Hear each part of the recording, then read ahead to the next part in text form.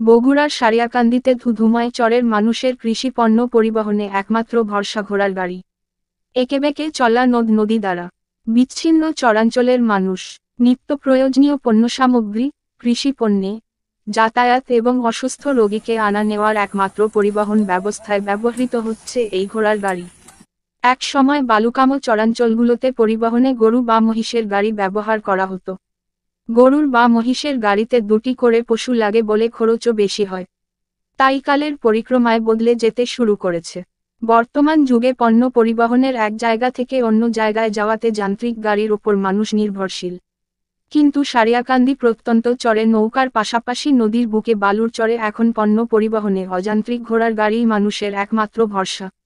উপজেলার চালুয়াবাড়ি, কর্ণিবাড়ি, কাজলা, চন্দনবাইশা, বহাইল ইউনিয়ন যমুনা নদীবেষ্টিত চর এলাকা রাস্তাঘাট না থাকায় অধিকাংশ ঘোড়ার গাড়ি চালকরা জীবনের ঝুঁকি নিয়েই ছুটে বেড়াচ্ছেন এই চর থেকে ওই চর।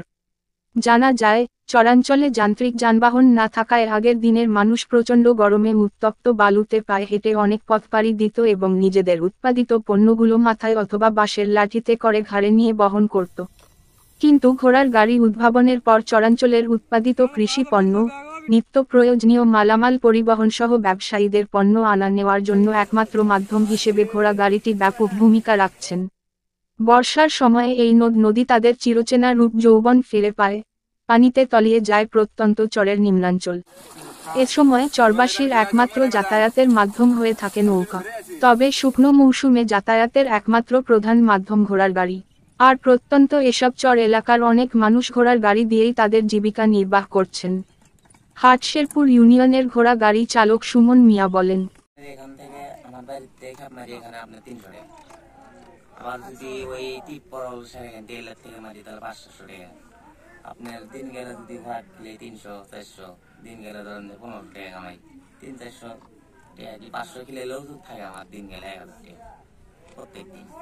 এমন দিন আছে নাও হয়, যেদিন হয় সেদিন হয়, আর যেদিন না হয় সেদিন আপনার তৈরি করতে আমরা আমি যত কিনছি আপনার 70,000 টাকা খরচ করছি। এটা আপনার ধরেন যে দিন গেলে আপনার 1/2 কেজি মোট খাওয়ান নাকি, নিম্নে দিন গেলে 4 কেজি বেশি, 3-4 কেজি ঘুরে, আর কাঁচা ঘাস তো কিনলে নাকি দিন গেলে একবার। মরিচ, পাট, ধান যখন যেটা সিজন হয় তখন সেটি কৃষি পণ্য তো আপনারা এখন ধরেন মরিচের সিজন এই সময় মরিচ মারি, আবার যে সময় ধানের সময় সেই সময় ধান, আবার যে সময় পাট সেই সময় পাটি। এখন থেকে আপনার 4 মাস পর্যন্ত চলবে, কারণ 5-6 মাস চলবে, মানে পানি হলে চলবে না। পানি থেকে শুরু করে ধরেন সারা বছর চলবে। তখন কি করেন? বন্যা থাকলে কি করেন? বন্যা থাকলে আপনার খালি ঘোড়ায় আম বসতে কৃষক ও ব্যবসায়ী বলেন, চর অঞ্চলে একমাত্র ঘোড়া গাড়ি দিয়ে চলাচল করা হয়, এছাড়া কোনো উপায় নেই। তাতে কত করে নেয় আপনার? তাতে বস্তা প্রতি থেকে 50 টাকা নেয়। আমাদের এই রিপোর্ট ভালো লাগলে একটি লাইক দিয়ে আপনার গুরুত্বপূর্ণ মতামত জানিয়ে সারিয়াকান্দি ফেসবুক পেজের পাশে থাকবেন। নতুন রিপোর্টগুলো দেখার আমন্ত্রণ রইল। আমাদের সাথে থাকার জন্য আপনাদের অনেক ধন্যবাদ। সুমন কুমার সাহার রিপোর্ট, সারিয়াকান্দি সংবাদ, সারিয়াকান্দি, বগুড়া।